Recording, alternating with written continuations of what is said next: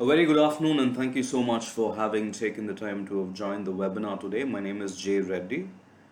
I'm a senior cybersecurity expert here in Manage Engine. Over the last 1 year, through the whole course of pandemic, we've helped organizations around the world. The whole IAM landscape has changed, and administrators had to really try to overcome the innate challenge of the shifting landscape and do their best at this point in time. So, through today's webinar, what we're going to do is we're going to try and unpack what 2021 looks like for the IAM administrators and how exactly can we navigate through this landscape. That's the idea behind the session. The session is being recorded. Just in case if you have any questions coming up during the course of the webinar, feel free. What we've done is we've got a very nifty arrangement done on this platform. To your right, from where the video is streaming, you will see a chat window. It'll let you drop questions. We've got experts on the live chat to take your questions. I would even love to take your questions on the live. If I miss a question or two, do not worry. Towards the end of the webinar, we'll have these questions answered. So there's a live chat window to your right. Please do make use. We are going to get rolling right now. So we'll try to understand the landscape and how it's shifting. That's what we're going to do. We'll try and see what sort of changes and challenges are bound to happen in 2021. We'll take a very realistic perspective. In the last 1 year, we've been able to help very many organizations to go remote. We've helped them at scale and now gone hybrid or cloud only or working from home. We've been able to help them, and we've seen firsthand very many challenges that administrators had to encounter, brick walls that they hit, and how we help them overcome. That's exactly what we are going to do through this session. Let me quickly get into the agenda. So we'll try get a hold of how things have changed into workspace, especially digital workspaces right here, as to how the whole identity perimeter and the security that is associated with it, what was conventional does not hold good any longer. We'll see how that's evolved. And we'll also talk about 5 predictions, ones that have experts made, ones that we've made over our understanding, and how exactly can we overcome them. We'll be talking about them, and we'll be touching a little bit about Manage Engine's offering on the IAM space and how can we exactly help you go remote. First things first, addressing the elephant in the room, the shift to digital workspaces. Today, the webinar that I'm presenting obviously is from home. I've been personally working from home for more than a year now, and it has been truly crazy. The sheer load on the administrators, on the IT team, just to enable folks working from home has been immense. Very many organizations did not have the time to get the whole thing going. For most of them, it was overnight. They had to fast track their way into enabling their users. It was unprecedented in most cases. Administrators did muster up and did get the job done. But through the course, there have been new challenges that keep coming day in, day out. Before the pandemic hit, this was how things looked like. So things were absolutely different as to how people were working, and now as we see, the shift is people are working from their home. In a couple of countries around the world, it's a little relaxed, so people are trying to venture out a bit, probably work from other public spots with social distancing and whatnot. They're trying to connect and contact your servers and systems and resources from maybe even public Wi-Fi. You know how strange and difficult protecting such an use case or scenario would be. So there is this fundamental shift in how we have to look at enabling our users, from giving them an identity or access to a cloud application, or enabling them just to get in touch with your systems. That is taking a 360-degree shift right here. So we'll rethink how and where work gets done. So pretty straightforward, works done from all these places. It could be from office, it could be from an alternate third space. You keep seeing these socially distanced co-working space that keep coming up, and obviously from the comfort of home for a few people. So the whole idea is we'll have to be able to enable our users from any specific location.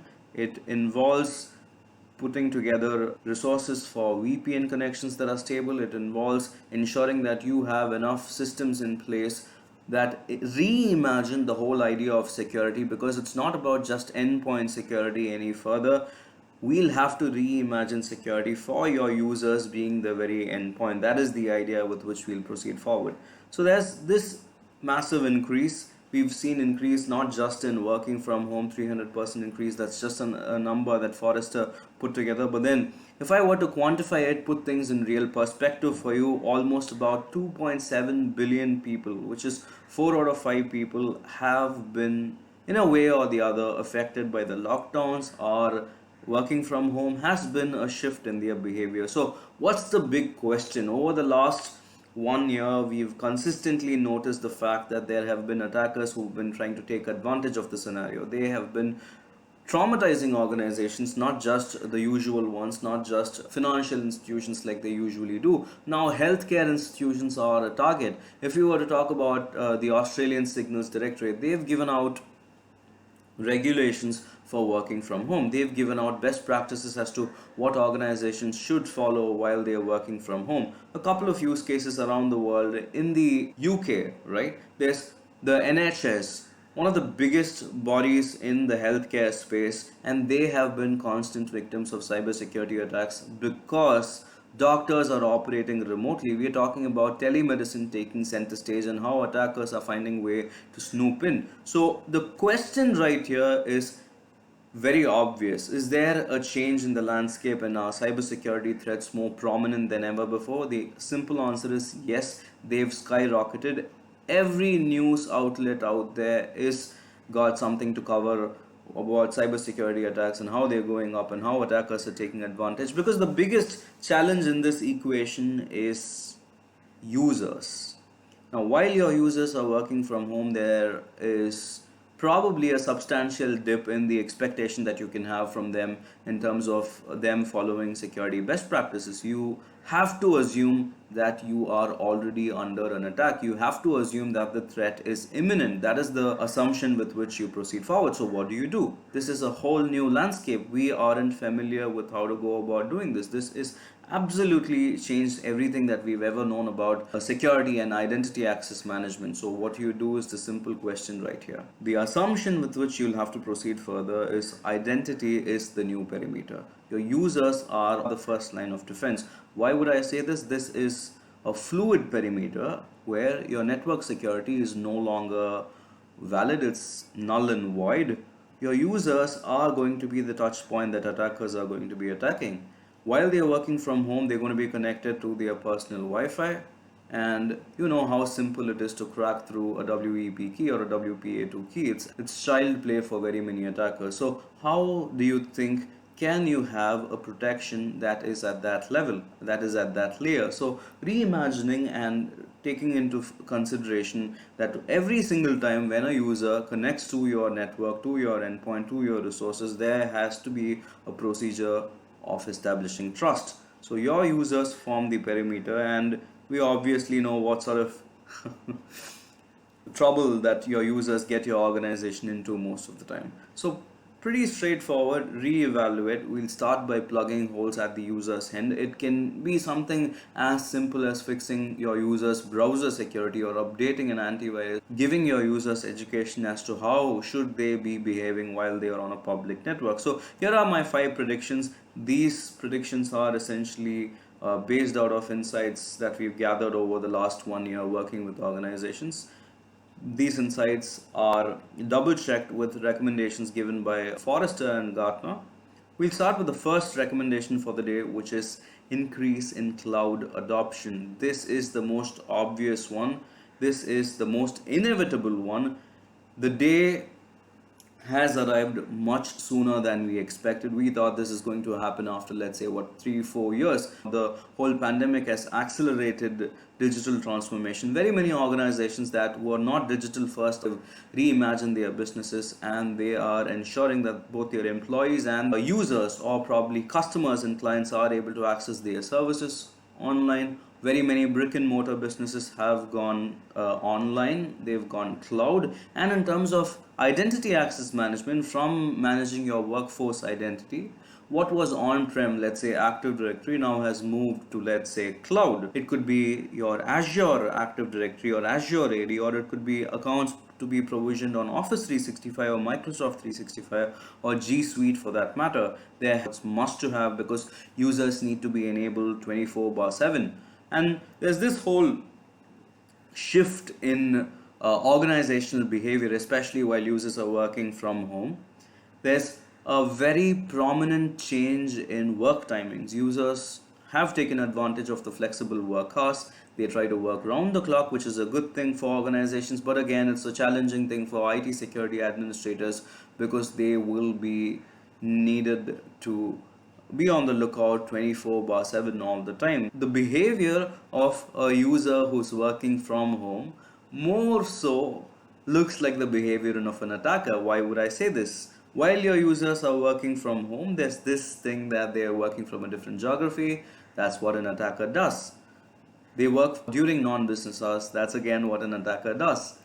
They try to access from their personal devices, so is the case with an attacker. So your security systems are absolutely haywire right now. They do not know to call out what is what, whether it's a user, whether it's an attacker. And with the whole war between security and accessibility has been winning, and much to surprise, and it's a little disheartening to know that people and organizations prioritize enabling users and giving them the access they want over security. That's a little disheartening, but then that is the need of the hour. Administrators are living up to it. There's not much you can do. So there's one thing that you can do, which is take control of the situation. Try and ensure that right when you go about doing this, right when you help your users get access to these new applications, get them on cloud, can you do it right is the $1 billion question.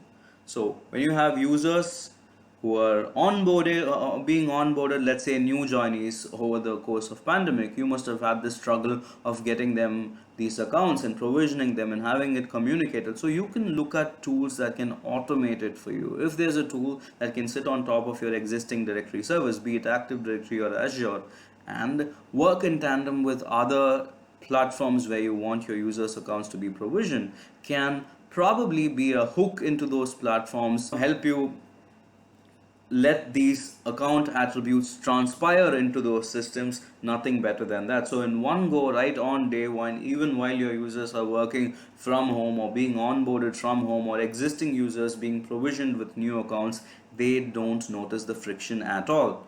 Giving them that easy office like access to these applications is the crux of the problem. So that's one obvious thing. There's a tremendous increase in adoption of cloud applications, especially if I were to give you a quick number from the top of my mind. Microsoft 365 and Microsoft Teams, to be in specific, has seen a 650% increase in adoption. That is crazy. That's never happened in the history of Microsoft. That's crazy deal of adoption. You see online networking platforms or video collaboration platforms like Zoom that are scaling right now. Organizations need these tools for collaboration. That is evident. It's important that we understand this requirement, cater to it. It's almost impossible to stay on-prem these days. So going cloud is the obvious thing for 2021. It's going to stay, and it's going to be much more accelerated. In fact, for all your traditional legacy systems that were on-prem can go virtual, can still remain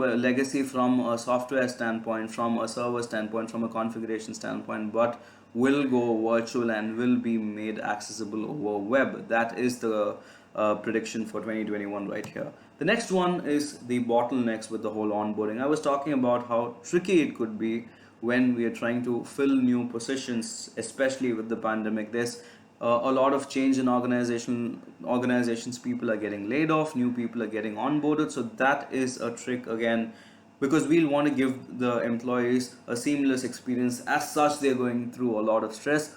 We wouldn't want to add to that, so we would want a seamless experience. What happens in most cases is we've got the HR team pumping in a CSV file. The admin gets this CSV file over an email, and then they try to either do it in bulk or start going through the entire list of accounts and start provisioning these accounts manually, which is going to take forever. That would be not a great look for an organization on day one. So the whole idea is, can we iterate the whole process? Can we make it automatic? Can we make it inward facing, where the system understands when there's a request coming in from a stakeholder like the HR, fetches the request, starts automatically populating all the required attributes for the required users, assigns the right resources for these users, and has them onboarded after taking the permission of the admin? As simple as that, a clear automated workflow system where respective stakeholders are informed, where it has the provision to fetch data, parse data, have them inputted into the right fields, and provision the users the applications that they require, get granular in determining who gets what right from the word go right on the first day. That's the beauty of an automated onboarding system, or an orchestration to be precise, in identity access management parlance.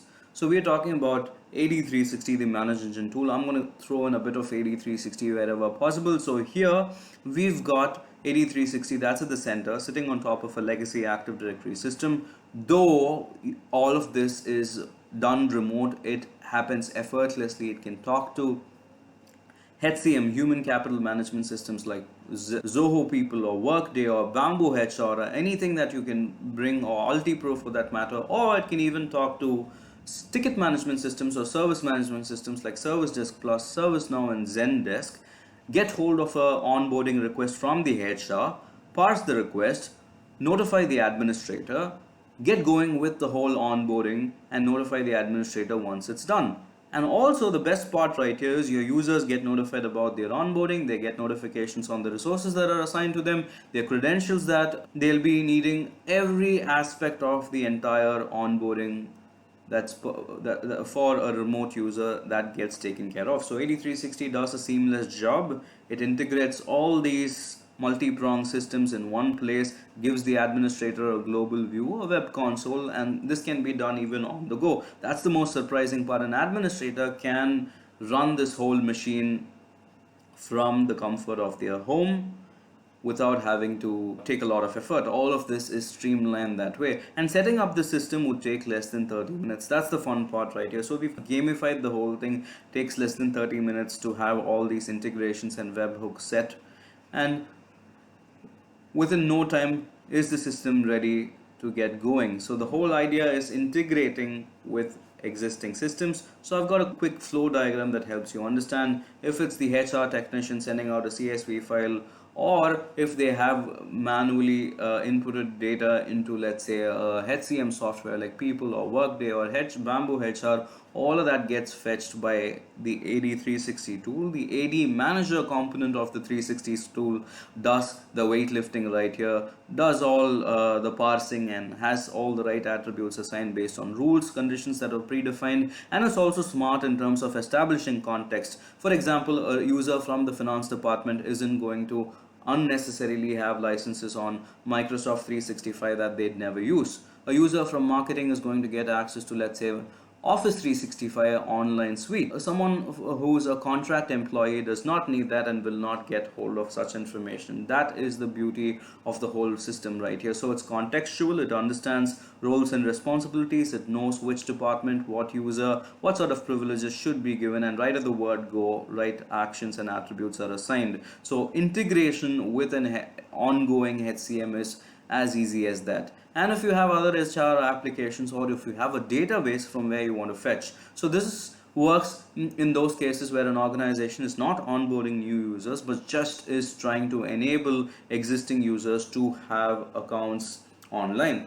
Provisioning Office 365 accounts or G Suite accounts for existing employees, you have a database of accounts, their details and all of that. All you want to do is fetch the right records and populate it online friendly. That's the idea. The tool again does that for you. So creation, deletion, modification, not just onboarding for users who have to be relieved, for offboarding that occurs, all of that happens smooth effectively with the orchestration system of AD360. So my second prediction, and what analysts seem to agree, is the bottlenecks that you might have while you're onboarding employees while they are remote, and that can be very clearly solved with Manage Engine AD360. My third prediction is going to be one around the lines of data security. Now, with the whole pandemic, we've seen cases of cybersecurity where account compromises have become very common, account takeovers have become very common. All of this intended towards just one direction, taking hold of somebody's account, trying to exfiltrate data that is critical to the company. It could be intellectual property, for all it could just be employee records or customer information. And with all the stringent privacy laws in place around the world, you know how tricky it could get when you're working remotely. To put out a fire of this sort, it is going to be absolutely difficult for organizations to do this. What we're going to try and do is we are going to try and simplify this process, see where all can we bring in out of the box configurations that can really help us go above and beyond the situation, be on top of the situation. So you have monitoring that was in place, but traditional monitoring isn't going to help, because it seriously lacks the scale and vision that is required for tracking employees on the go while they are working remotely. Like I mentioned earlier in the webinar today, it might get really tricky to have that clear dichotomy between who an attacker is and who a user is. And with the whole insider threat being a problem, this has become way more confusing than ever before. So we'll need clear cut processes in place. Especially in my opinion, it'd be a great add-on to have an IAM tool that does out of the box reporting on major compliance requirements like SOX, HIPAA if you're in the healthcare, PCI DSS if you're handling credit card information, and GLBA and GDPR if you're in the Europe. So this is very straightforward, especially while your users are trying to collaborate over virtual platforms, let's say Microsoft Teams.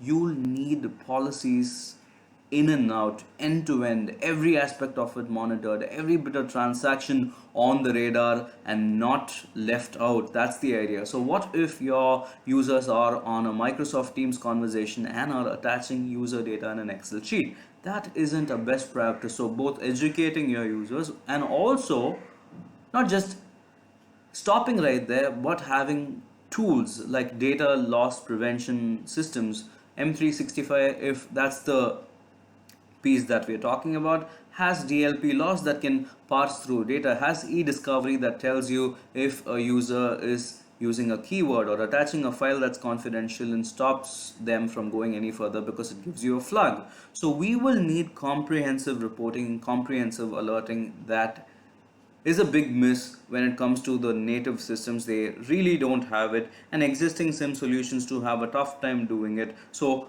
we'll start with something that is simple, which is compliance reporting. In most cases, you'll have out of the box ready to go reports for SOX, HIPAA, PCI, GLBA, GDPR, CCPA, and whatnot. Every other compliance regulation out of the box reports in terms of user activity, in terms of their engagement with the resources, in terms of how they use their services that are assigned to them, how are they going about transacting between employees inside the company and entities outside the organization. All of that gets recorded if you have out of the box compliance reporting. So another major risk that organizations these days are going through are the fines that they just can't afford at this point in time. So do take enough care to have and place systems that consider how to go about having employees be in the know, knowing what to share, what not to share, and processes that ensure that you are 100% compliant. Everything that goes in your system is recorded, is registered.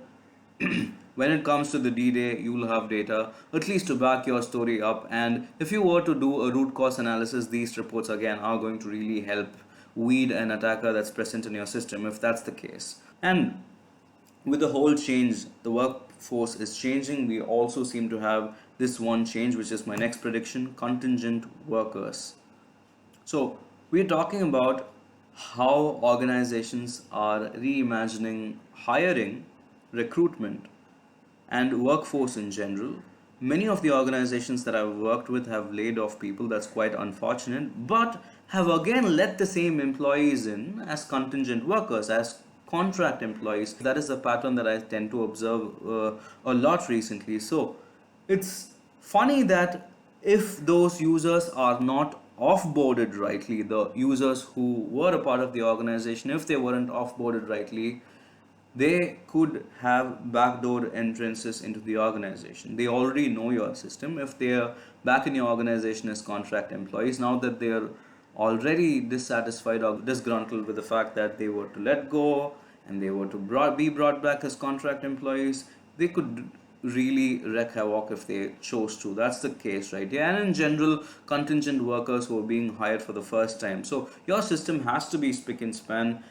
Old accounts need to be purged permanently. If there is a contract employee who is being added, you will need to know to give them limited access, just in time access, and just enough access. JIT and GR have been best practices that identity folks have been trying to follow for a very long time, but at this point in time, it's more important than ever before. We are also talking about zero trust as a philosophy. A little later, I'll take some time to walk you through as to how zero trust architectures are being the next big thing, and how organizations, including federal agencies like FBI, taking note of zero trust, and NIST coming out with a framework for zero trust, and how can we go about navigating that landscape. For now, accounts that are either contract or contingent need to be given the right access. It has to be also revoked on time. That's again a big question right here. So if you're letting go of these contract employees, it has to be done clinically. That is the idea with which you need to proceed. So you won't want to encourage any account compromise attacks. Administrators cannot spend time on problems of these sorts. So it's best that you have an automation in place that does a clean clinical offboarding for you. So I've got a quick stat right here that would probably help highlight the situation even better. If a single account were compromised, it is going to paralyze your entire network. No doubt about that. In fact, Microsoft about a year back, they went out to say that if your Active Directory is compromised, in less than 48 hours, your entire system can come down. Attackers are smart to get hold of that first foothold. It could be an inactive account, it could be an active account, it could be a compromised account, but in most cases, attackers seem to fancy inactive accounts. They like getting into your organization through this specific channel, and then all they intend to do is get hold of accounts that are critical, stakeholders who have privileges, and it's so happens that the existing infrastructure or Active Directory isn't safe enough. Basic PowerShell scripts can get you the data that you need. It's not that difficult at all. You could do even a lucky strike attack or a password spray attack. If you were to go online, watch a YouTube tutorial for 30 minutes, go on the web, download tools that are readily available to do these attacks. If you have got the first initial hold, it's as easy as that. Getting hold of who your users are, and especially if there are weak password policies, cracking accounts is as easy as that. So more accounts are cracked, the attacker tries to get more foothold. That's leverage basically right here. It keeps proceeding with the account that they've got access to. They're going to get more control in terms of groups, policies, and whatnot. And even before they hit the domain administrator, they take over your entire system. So this is how attackers try to laterally move, try and establish control, improve or increase their leverage, and make themselves impossible to be weeded out of the system. This is how they go about doing. So it's best that you immediately purge accounts that are not in use. If there are inactive accounts, do a system-wide sweep. If not, you can absolutely resort to a tool that does for you, a tool that takes into consideration conditions, finds out who these inactive accounts are, and does the whole process for you. It's not like a one-step process. It's obviously a series of steps right here. You would want to move these users first, disable them, quarantine these accounts, check if they are required or not required, and then permanently delete both users and their computer accounts. So AD360 does the job for you in identifying who these inactive accounts are. How do you go about handpicking these inactive accounts after a specific query or a condition is met? If you can go on and have these accounts selected, picked, disabled, removed off their accesses, and then quarantine them in a safe spot, then look at it and then have these accounts cleaned up or deleted. So I've got a quick flow diagram for the whole orchestration or automation on offboarding users or accounts or computers that become stale. So the tool takes into account a rule that you set. It could be number of days, it could be other conditions, it could be users belonging to a specific department. In certain cases, I've noticed organizations requiring to hold on to these accounts for a set number of days.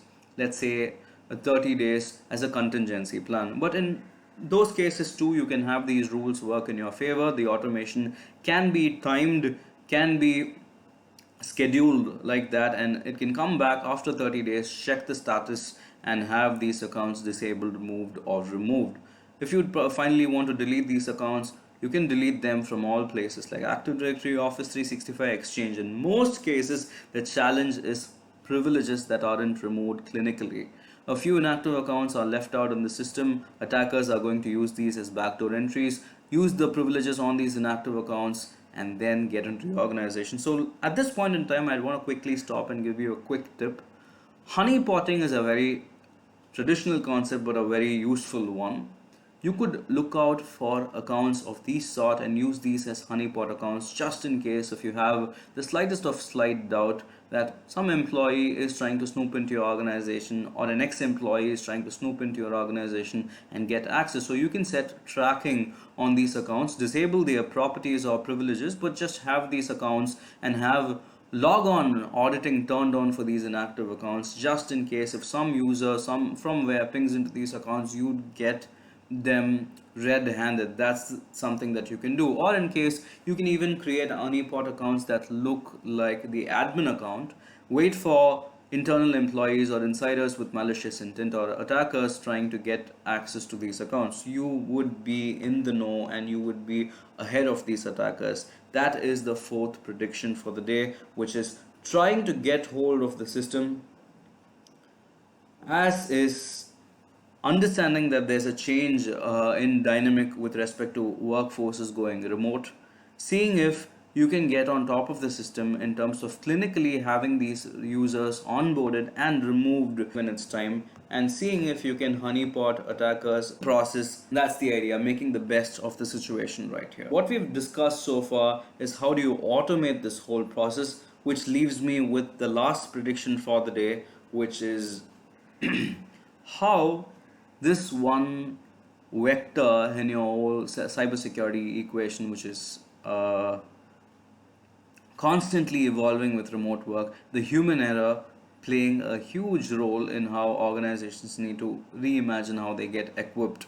So we are talking about very many stakeholders right here when it comes to human error. We are talking about folks who are managing the systems, we're talking about folks who are using the system day in, day out, customers and users, employees, contractors, and it could literally include every possible touch point who's a human who comes in contact with your system. So that is the challenge right here. With remote working, we know how users are. They can get very strange.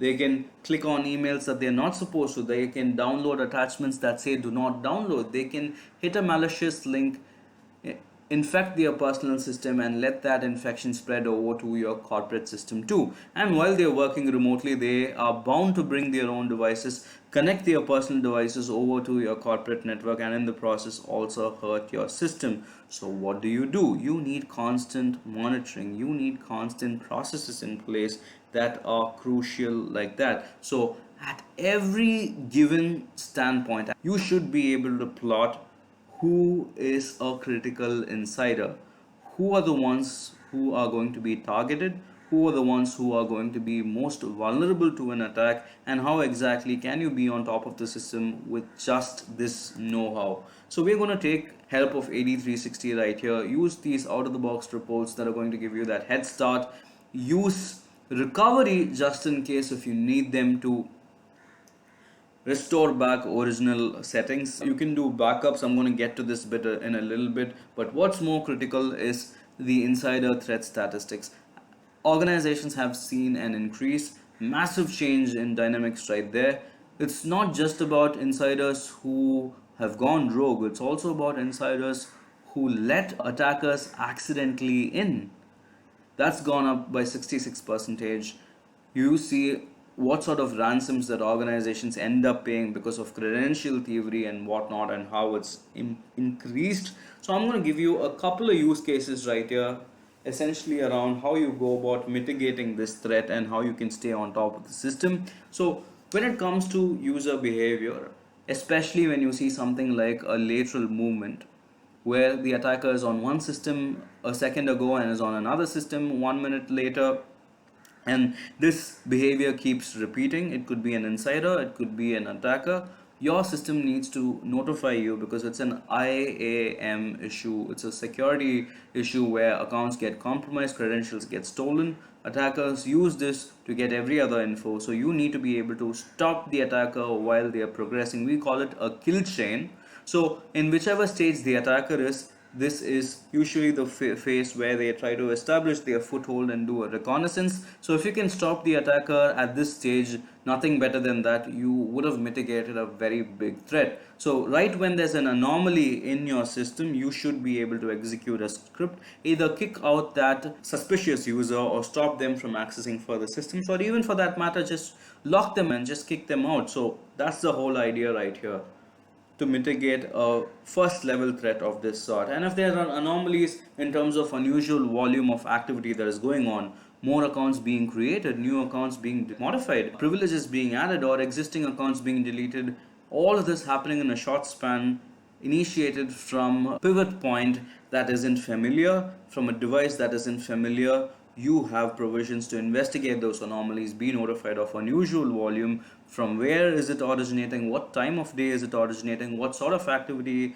is the deviation. User behavior analytics comes into the picture. So UBA, or user behavior analytics, is the next big thing, or cutting edge technology that is going to power future identity access management solutions. We are talking about drawing baselines and benchmarks for user behavior as is, and then extrapolating their behavior with machine learning and AI. Just in case if there's a deviation, the system is going to quickly look into past data, see if J is who the user he claims to be based on his behavior. J usually doesn't get locked out by bad passwords, that's never the case. At best, J does 3 to 4 bad passwords. That's the upper limit of the threshold. But all of a sudden, there are very many bad password attempts and the account gets locked out. So these sort of deviations can be captured. J does not access systems post, let's say, 10 p.m. in the night. And there are activities that are going on at 2 a.m. in the night, which is again a strange thing. Geographical location, IP address, IP reputation, biometrics pertaining to the device from where they're logging in, very many factors, 15 different factors to be precise, from a biometric standpoint get captured, and a baseline is drawn for a user's normal behavior. And when there's a deviation in behavior in terms of activity, events, all of that gets logged. Even in terms of volume of events, that gets logged, and you get notified immediately. So malicious log being the first of its order, we receive notification when it's a critical server or a critical device or some enterprise resource that shouldn't be accessed by that specific user. UBA would give you that heads up. So